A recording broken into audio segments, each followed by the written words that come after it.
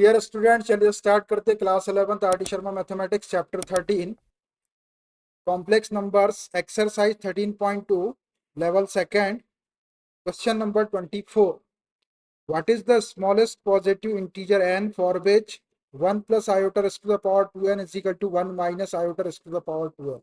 देखिए, एक ये कंडीशन दी हुई है, ये n की किस स्मॉलेस्ट पॉजिटिव इंटीजर वैल्यू के लिए ट्रू है, ये हमको फाइंड आउट करना है। तो इसके लिए हम क्या करते हैं कि ये जो गिवन कंडीशन है इसको ले लेते हैं और इसमें n इज इक्वल टू 1 2 3 ऐसा रखते जाएंगे, और जिस स्मॉलेस्ट वैल्यू के लिए इसके दोनों साइड इक्वल आ जाएंगे वही आपकी n की स्मॉलेस्ट पॉजिटिव इंटीजर वैल्यू हो जाएगी। ठीक है, चलिए लेता हूँ मैं गिवन कंडीशन को। 1 plus iota whole raise to the power 2n is equal to 1 minus iota raise to the power 2n। put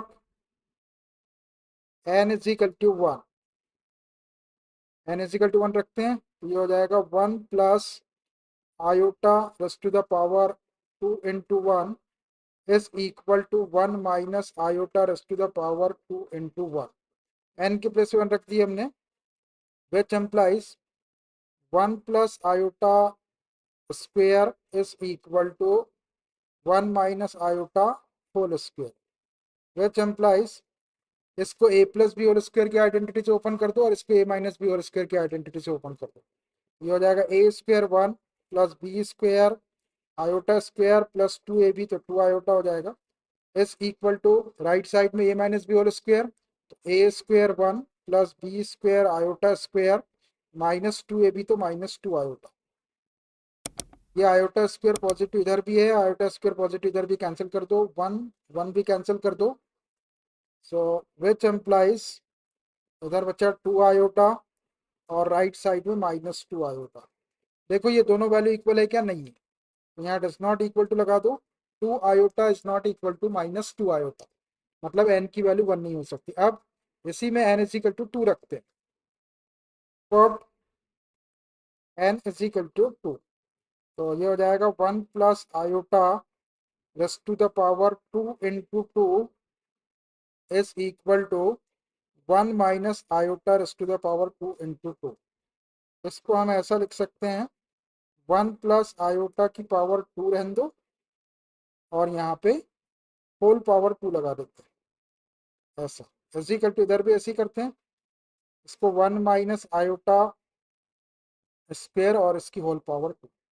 अभी देखो 1 प्लस आयोटा होल स्क्वायर को अपन ने यहाँ से सॉल्व किए थे, तो 2 आयोटा आया था और 1 माइनस आयोटा होल स्क्वायर को सॉल्व किए तो माइनस 2 आया, तो यहीं से वैल्यू रख दो, बार बार सॉल्व करने की जरूरत नहीं है। ये हो जाएगा 2 आयोटा और उसका स्क्वायर, इधर हो जाएगा माइनस 2 आयोटा आ जाएगी इसकी वैल्यू और इसका square, which implies 2 square 4 iota square is equal to minus square plus 2 square 4 और ये आयोटा स्क्वायर, आयोटा स्क्वायर की वैल्यू रख देते हैं -1, तो ये -4 हो जाएगा, इधर भी -4। देखो -4 इज इक्वल टू -4 आ गया, दोनों साइड इक्वल आ गए। इसका मतलब ये है कि n की जो स्मॉलेस्ट पॉजिटिव इंटीजर वैल्यू है वो n इज इक्वल टू 2 है। Therefore the smallest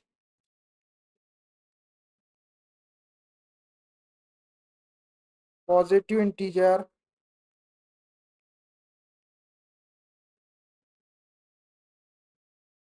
n is equal to 2। बस यही आपका आंसर हो गया।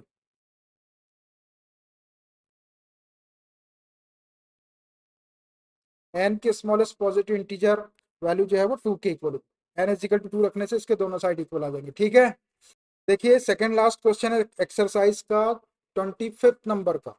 If z1 z2 z3 are complex number such that modulus of z1 is equal to modulus of z2 is equal to modulus of z3 is equal to modulus of 1 upon z1 plus 1 upon z2 plus 1 upon z3 is equal to 1, इनकी सबकी value 1 के equal दी हुई, then find the value of modulus of z1 plus z2 plus z3। तो हमको इसकी value find out करना है, तो मैं इसी को ले लेता हूँ और इन वैल्यूज का अपन यूज कर लेंगे। तो modulus of z1 plus z2 plus z3 is equal to, अब देखिए यहाँ पर ये मॉडुलस को ऐसे ही रहने दो, एक फॉर्मूला होता है, सिंस कॉम्प्लेक्स नंबर z और उस कॉम्प्लेक्स नंबर का कंजुगेट, दोनों का जो प्रोडक्ट होता है z इंटू जेड बार या z into conjugate of z is equal to modulus of z square होता है। ये वाला फॉर्मूला हम अप्लाई करेंगे यहाँ पर। तो ऐसा फॉर्मूला बनाने के लिए अभी यहाँ z1 है, तो इसको मैं कॉन्जुगेट ऑफ z1 से मल्टीप्लाई करता हूँ और कॉन्जुगेट ऑफ z1 से डिवाइड करता हूँ। तो ये हो जाएगा z1 into conjugate of z1, इससे मल्टीप्लाई किए और कॉन्जुगेट ऑफ z1 से डिवाइड कर दिए, प्लस ये z2 को भी ऐसे ही करो, ये z2 into conjugate of z2 से मल्टीप्लाई किए और कॉन्जुगेट ऑफ z2 से इसको डिवाइड कर दो, प्लस ये z3 में भी ऐसे ही करो, z3 into conjugate of z3 upon conjugate of z3 से डिवाइड कर दो। देखिए इससे इसके वैल्यू में कोई डिफरेंस नहीं आया। कॉन्जुगेट ऑफ z1 से मल्टीप्लाई और डिवाइड किए, कॉन्जुगेट ऑफ z2 से मल्टीप्लाई और डिवाइड किए, कॉन्जुगेट ऑफ z3 से मल्टीप्लाई और डिवाइड। तो आप देखो ये जो न्यूमरेटर में z1 into conjugate of z1 दिख रहा है, इसको मॉडुलस ऑफ z1 का स्क्वायर लिख सकते हैं। तो ये हो जाएगा विच इज इक्वल टू, ये मॉड है, ऊपर आपका मॉडुलस ऑफ z1 स्क्वायर हो गया अपॉन कॉन्जुगेट ऑफ z1 को ऐसे रहने दो, प्लस यहाँ पर z2 into conjugate of z2 को मॉडुलस ऑफ z2 स्क्वायर और नीचे के कॉन्जुगेट ऑफ z2 को ऐसे रहने दो, प्लस यहाँ z3 into conjugate of z3 को मॉडुलस ऑफ z3 लिख सकते, z3 स्क्वायर लिख सकते हैं और नीचे के z3 कॉन्जुगेट ऑफ z3 को वैसे ही रहने दो। अब देखो z1 modulus of z1 modulus of z2 modulus of z3 की वैल्यू 1 दी हुई है, तो ये z1 square modulus of z1 square modulus of z2 square modulus of z3 square में वैल्यू रख देते हैं। तो ये हो जाएगा आपका 1 square upon conjugate of z1 plus 1 square upon conjugate of z2 plus 1 square upon conjugate of z3। ये वैल्यू रख दी हमने, ये वाली यहाँ लिख देते हैं हम। Since modulus of z1 is equal to modulus of z2 is equal to modulus of z3 is equal to 1। ये गिवन है हमको क्वेश्चन में। आप ये 1 स्क्वायर को 1 1 लिख देते हैं, which is equal to 1 upon conjugate of z1 plus 1 upon conjugate of z2 plus 1 upon conjugate of z3। ऐसा हो गया। अब देखिए इन नंबर्स का अलग अलग कॉन्जुगेट लगा हुआ है, हम इनको इकट्ठे एक ही कॉन्जुगेट में लिख सकते हैं। ये फॉर्मूला हमारे पास, सेंस conjugate of z1 plus conjugate of z2 हो, इसको conjugate of z1 plus z2 लिख सकते हैं। अगर एक साथ में कॉन्जुगेट लगा हो तो उसको अलग अलग लिख सकते हैं, अलग अलग कॉन्जुगेट लगे हो तो उसको एक साथ में कॉन्जुगेट लगा के लिख सकते हैं। यहाँ पे अलग अलग कॉन्जुगेट लगे हैं, पूरे का एक साथ में कॉन्जुगेट ले लेते हैं, which is equal to, bracket लगा लो, 1 upon z1 plus 1 upon z2 plus 1 upon z3 और इन पूरे का एक साथ में कॉन्जुगेट ले लिया और ये मॉडुलस बंद। अब देखिए ये जो पूरा का पूरा कॉम्प्लेक्स नंबर है, तीनों कॉम्प्लेक्स नंबर को अपन प्लस करेंगे तो एक कॉम्प्लेक्स नंबर मिलेगा। इस कॉम्प्लेक्स नंबर का कॉन्जुगेट है और इसका मॉडुलस है। अब एक फॉर्मूला और होता है कि किसी कॉम्प्लेक्स नंबर के कॉन्जुगेट का मॉडुलस उस कॉम्प्लेक्स नंबर के मॉडुलस के इक्वल होता है, ये वाला formula. Sense conjugate modulus of z is equal to modulus of conjugate of z। Conjugate क्या होता है, उसके इमेजनरी पार्ट के सामने का साइन चेंज कर देते हैं, तो मॉडुलस ऑफ z निकालेंगे तो under root x square plus y square आएगा, और कंजुगेट ऑफ z का मॉडुलस निकालेंगे तो under root x square plus minus y का स्क्वायर आएगा, तो माइनस वाई का स्क्वायर भी वाई स्क्वायर हो जाएगा। तो ये modulus of z is equal to modulus of conjugate होता है। तो ये modulus of z 1 upon z1 plus 1 upon z2 plus 1 upon z3 को हम modulus of 1 upon z1 plus 1 upon z2 plus 1 upon z3 लिख सकते हैं इस फॉर्मूले की हेल्प से। ये हो जाएगा आपका modulus of 1/z1 plus 1/z2 plus 1/z3। ये मॉडुलस के अंदर आ गई वैल्यू। अब देखो इसकी वैल्यू दी हुई है अपने को modulus of 1/z1 plus 1/z2 plus 1/z3 is equal to 1। ये इसको 1 के इक्वल लिख देते विच इज इक्वल टू 1, और यही आपका आंसर है। तो modulus of 1/z1 plus 1/z2 plus 1/z3 is equal to 1। तो ऐसे आप इसको सॉल्व कर लेंगे। कुछ फॉर्मूले मैंने अप्लाई किया है, उन फॉर्मूलों को आप याद रखें। ठीक है, चलिए देखिए last question of this exercise, question number 26, find the number of solutions of z square plus modulus of z is equal to 0। देखिए एक इक्वेशन दिया हुआ है, इसके कितने नंबर ऑफ सॉल्यूशंस हैं ये कैलकुलेट करना है। तो हम ये जेड की कितनी वैल्यूज आएगी ये कैलकुलेट करना हमको, तो इसी को सॉल्व करेंगे हम। तो इसको सॉल्व करने के लिए complex number z is equal to x plus iota y में सपोज कर लेता हूँ, और इसके अंदर वैल्यू रख के सॉल्व करेंगे। तो उससे एक्स और वाई की वैल्यू आ जाएगी, और वो एक्स और वाई की वैल्यू को जो जेड अपन सपोज कर रहे हैं एक्स प्लस आयोटा वाई के इक्वल उसमें रख देंगे, तो जेड की वैल्यूज आ जाएगी। That z is equal to x plus iota y. अब ये कंडीशन को ले लो, z square plus modulus of z square is equal to 0।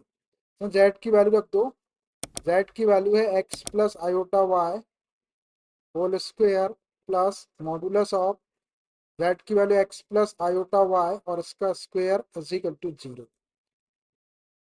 इसको a plus B whole square से ओपन करेंगे तो a square plus b square करेंगे तो iota square y square plus 2ab करेंगे तो 2 आयोटा एक्स वाई प्लस, अब यहाँ देखो ये modulus of x plus iota y है, तो इसकी value under root x square plus y square होती है, और ऊपर स्क्वेयर लिखा हुआ है तो अंडर रूट हट जाएगा, ये हो जाएगा x square plus y square is equal to 0। लेकिन यहाँ पर मैंने ये वाला यूज किया है formula, modulus of x plus iota y is equal to under root x square plus y square. तो यहाँ पर under root x square plus y square आ जाएगा, इसके प्लेस पर स्क्वेयर है तो ये अंडर रूट हट जाएगा, x square plus y square होगा। इसको आगे सॉल्व कर लो,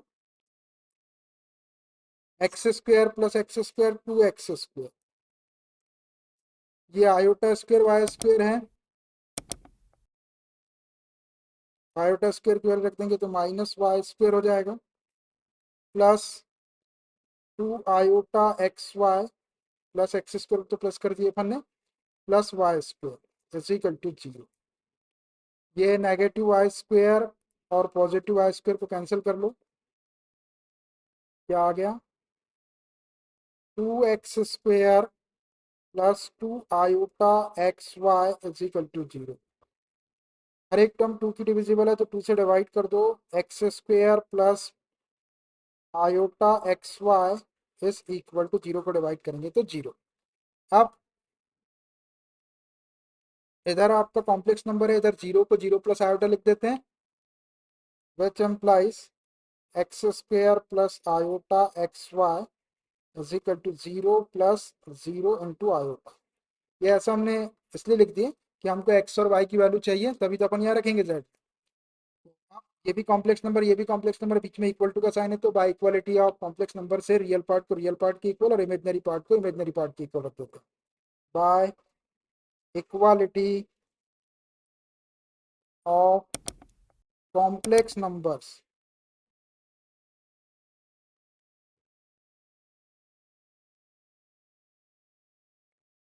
रियल पार्ट है x square is equal to 0, x square is equal to 0। तो यहाँ से एक्स की वैल्यू आ जाएगी, अंडर रूट ले लो x is equal to 0, x की वैल्यू तो आ गई 0, and imaginary part x y is equal to x y is equal to 0। इसमें एक्स की वैल्यू रख दो तो ये 0 into y is equal to 0। अब देखो यहाँ पे आ रहा है 0 into y is equal to 0, मतलब वाई की आप कोई भी वैल्यू रखो, 1 रखो, 2 रखो, 3 रखो, तो 0 में इंटू करेंगे तो 0 के इक्वल है, मतलब यहाँ वाई की कोई भी रियल वैल्यू रख सकते हैं अपन। तो यहाँ से वाई की वैल्यू क्या मिल जाएगी हमको, which implies y belongs to real number, मतलब एक्स इज इक्वल टू अगर 0 है तो वाई की कोई भी रियल वैल्यू हो सकती है, 1 2 3 1/2 कुछ भी रखेंगे, ये कंडीशन सेटिस्फाई होगी। तो अब एक्स और वाई की वैल्यू आ गई अपने पास में, ये वाली वैल्यू को अपन यहाँ जेड में रखते हैं। That is equal to x की वैल्यू 0 प्लस आयोटा वाई, और यहाँ पर वाई जो है वो कोई भी रियल नंबर हो सकता है, कोई भी रियल वैल्यू रख सकते हैं अपन यहाँ वाई की। तो अब देखो एक्स की वैल्यू तो 0 आ गई, वाई की कोई भी रियल वैल्यू रखेंगे आप, 1 रखेंगे, 1 रखेंगे तो आपको एक वैल्यू मिलेगी जेड की, 2 रखेंगे, 3 रखेंगे, 4 रखेंगे, 5 रखेंगे, आप जितनी रियल वैल्यू वाई की रखते जाएंगे तो अलग अलग जेड की वैल्यू अपने को मिलती चली जाएगी। इसका मतलब यह है कि इस इक्वेशन के जो सोल्यूशन होंगे वो कितने होंगे, इन्फिनिटली मेनी सोल्यूशंस होंगे, कई सोल्यूशंस होंगे, अनकाउंटेबल। तो इसको लिख देते हैं हम, hence infinitely many solutions of the form 0 plus iota y, hence infinitely many solutions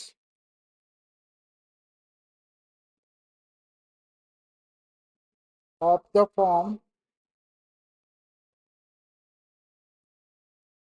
z is equal to 0 plus iota y where y belongs to real number। इस फॉर्म के लिए इस इक्वेशन के इन्फिनिटली मेनी सॉल्यूशंस होंगे, y की कोई भी real value रखेंगे तो ढेर सारे सॉल्यूशन अपने को मिलते जाएंगे, तो इन्फिनिटली मेनी सॉल्यूशंस है इसका आंसर। तो ऐसे आप इसके नंबर आप सॉल्यूशंस कैलकुलेट करेंगे, ठीक है। तो इस तरह से this exercise has completely done. देखिए ये एक्सरसाइज पूरी तरह से कंप्लीट हो गई, बहुत सारे क्वेश्चन थे इसके अंदर, हमने बैक टू बैक क्वेश्चन इसके सॉल्व कर दिए। अब नई क्लास में हम कॉम्प्लेक्स नंबर को आगे कंटिन्यू करेंगे। अगर आप लोगों ने अभी तक के हमारे चैनल को सब्सक्राइब नहीं किए हैं तो please subscribe the channel, like share and comment, ठीक है। Okay bye.